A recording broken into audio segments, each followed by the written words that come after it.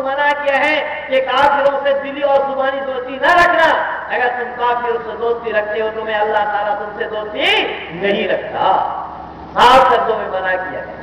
यही कारण बना कि पाकिस्तान की नींव पड़ी, पाकिस्तान बना, भारत का विभाजन हुआ, पवित्र स्थान बनाया गया।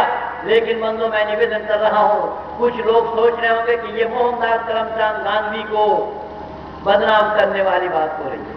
बंधु मैं निवेदन कर रहा हूं कि मोहनदास करमचंद गांधी को मैं क्यों बदनाम करूं भला? तो आप कहेंगे कि मोहनदास करमचंद गांधी हिंदू मुस्लिम एकता चाहते थे।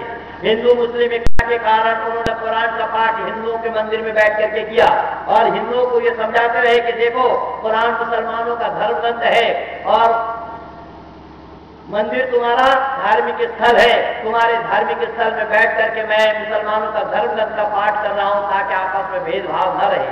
लेकिन बंधुओं, बाराबंकी जिला के रहने वाले लोगों, मैं आप लोगों की आंख में उंगली डालकर बताना चाहूंगा, अगर मोहनदास करमचंद गांधी हिंदू मुस्लिम एकता के कारण कुरान का पाठ हिंदुओं के मंदिर में बैठ करके किया और हिंदुओं को यही समझाते रहे मुसलमानों का धर्म ग्रंथ है, तुम्हारे धार्मिक स्थल में बैठ करके मैं पढ़ रहा हूं कि आपस में भेदभाव मिट जाए, तो मैं निवेदन यही करूंगा कि जिस तरीके से मोहनदास करमचंद गांधी ने कुरान का पाठ हिंदुओं के मंदिर में बैठ करके किया, उसी तरीके से गीता का पाठ भी तो किसी मस्जिद में चल करके करना चाहिए था।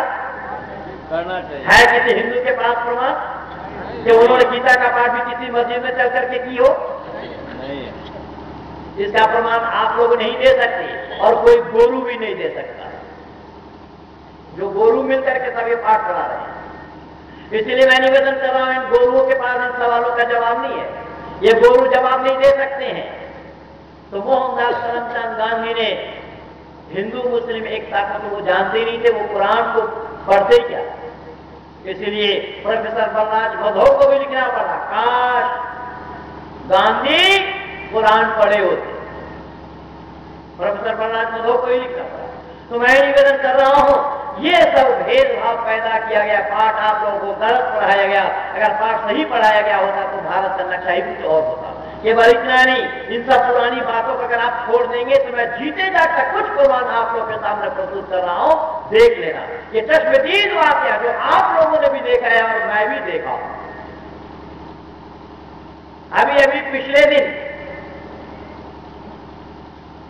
भारत के भूतपूर्व प्रधानमंत्री जिनका नाम माननीय अटल बिहारी जी वाजपेयी, पाकिस्तान के साथ दोस्ती का हाथ बढ़ाने के लिए लाहौर पहुंचे। याद है आप लोगों को? लाहौर पहुंचे और लाहौर में जहां पर वो उतरे, जहां पर उन्होंने कदम रखा, उस जगह को धोया गया, कारण काफिर का कदम पड़ा है। मैं उन पुरानी बातों को नहीं, अभी बिल्कुल आंखों देखा हाल बता रहा हूं। काफिर का कदम पड़ने के कारण उस जगह को, अरे बोलो तो सही, धोया गया।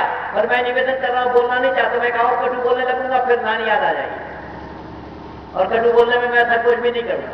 खुशामद कर रहा हूं, 3 दिन हो गया। ध्यान रखो, 1 लाख नहीं कई लाख खर्च करोगे तभी कोई बोल नहीं पाएगा ये जो मैं बोल रहा हूं। ये मसाला औरों के पास नहीं है, इसलिए सुनिए ध्यान से मेरी बातों को, मैं क्या बोल रहा हूं। मैंने निवेदन किया कि अटल बिहारी वाजपेयी जी दोस्ती का हाथ बढ़ाने के लिए पाकिस्तान के साथ लाहौर पहुंचे और जहां पर उन्होंने हवाई जहाज से नीचे कदम रखा उस जगह को धोया गया और उसी समय कारगिल वाला मसला सामने आया। मुशर्रफ उन दिनों में पाकिस्तान के सेनाध्यक्ष होते थे, उन्होंने कारगिल का तो सारा षड्यंत्र रचा और भारत के प्रधानमंत्री वहां पर गए हुए हैं, लेकिन उनको सैल्यूट देने के लिए भी सेना अध्यक्ष नहीं आया, जनरल नहीं आया। कारगिल क्या था? कारगिल तो जगह का नाम है। बंधो, उसके दूसरे दिन हमारा एक सैनिक, इधर मेरे तरफ सुनो, जिनको सुनना नहीं है घर जाओ, घर जाकर के सो। क्यों नींद प्रकार कर रहा हूं? अपना नींद खराब करने का कोई मतलब नहीं है, घर जाकर सो जाओ अगर सुनना नहीं है तो। मैंने निवेदन किया कि 1 लाख नहीं कई लाख खर्च करने के बावजूद भी कोई सुनाने के लिए आएगा नहीं। आज वर्तमान भारत में हो क्या रहा है, मैं पहले ही व्यक्ति बताया था कि यो पुरानी बातों को तो मैं याद दिलाया हूं, लेकिन वर्तमान समय वो हो क्या रहा है ये सब देख करके अभी भी अगर आप नहीं चेतेंगे, मैं दावा के साथ कह रहा हूं कि राष्ट्र रक्षा सम्मेलन आप कितना ही मनाते रहिए वो धरा के धरा रह जाएगा, कुछ भी हाथ लगने वाला नहीं है। जो आप मना रहे हैं अगर उस पर आप अमल करते हैं, जिन बातों को आप सुन रहे हैं इन बातों को सुन करके आप अगर जाग जाते हैं तभी राष्ट्र रक्षा सम्मेलन मनाना सार्थक होगा, वरना धरा रह जाएगा। सुनना ध्यान से, अगला दिन क्या हुआ कि हमारा एक सैनिक अपना हेलीकॉप्टर के माध्यम से अपने एरिया का निरीक्षण कर रहा था। इत्तेफाक की बात है कि वो हेलीकॉप्टर आकाश मार्ग में ही बिगड़ गया। जब आकाश मार्ग में ही बिगड़ गया वो पैराशूट के माध्यम से नीचे आया, लेकिन जो धरती पर आया वो सब जमीन पाकिस्तान की थी। पाकिस्तानी सैनिकों ने हमारे सैनिक को पकड़ लिया और उसको मौत के घाट उतार दिया था। उसके 4 वर्ष का पुत्र ही उसका मुखाग्नि किया था। ये आंखों देखा हाल मैं बता रहा हूं। मोहनदास करमचंद गांधी इन बातों को जानते होते तो ये गलत पाठ आप लोगों को ना पढ़ाते। बंधु मैं निवेदन आप लोगों से कर रहा हूं और मैं पूछना चाहता हूं, जरा जुबान शुरू कर लो बोल करके, जो हेलीकॉप्टर बिगड़ने से पैराशूट के माध्यम से धरती पर जो आया हमारा सैनिक वो जिंदा रहने के लिए आया था या मरने के लिए? जरा जल्दी बोल। जिंदा रहने के लिए आया, लेकिन पाकिस्तानी सैनिकों ने उसको जिंदा रहने नहीं दिया, कारण काफिर है।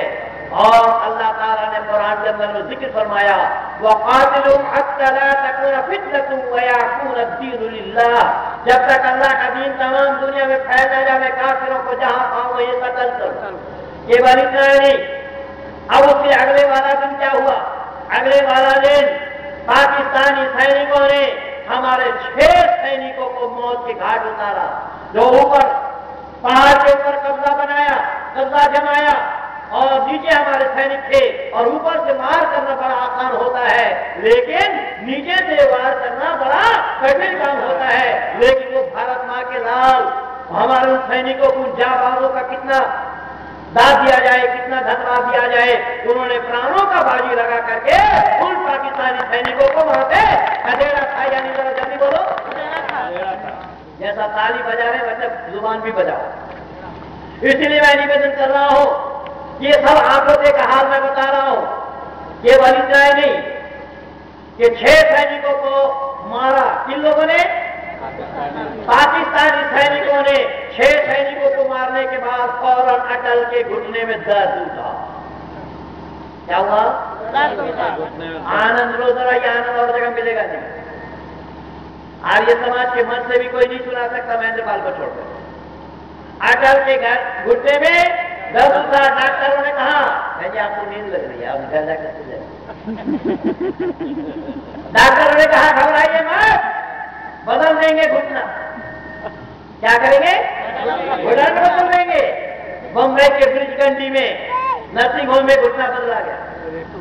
लगाते हुए आए दिल्ली और लगभग 1.5 महीने के बाद फिर लगड़ाते हुए कलकत्ता से बस लेकर ढाका पहुंचे। कलकत्ता से बस लेकर ढाका पहुंचे।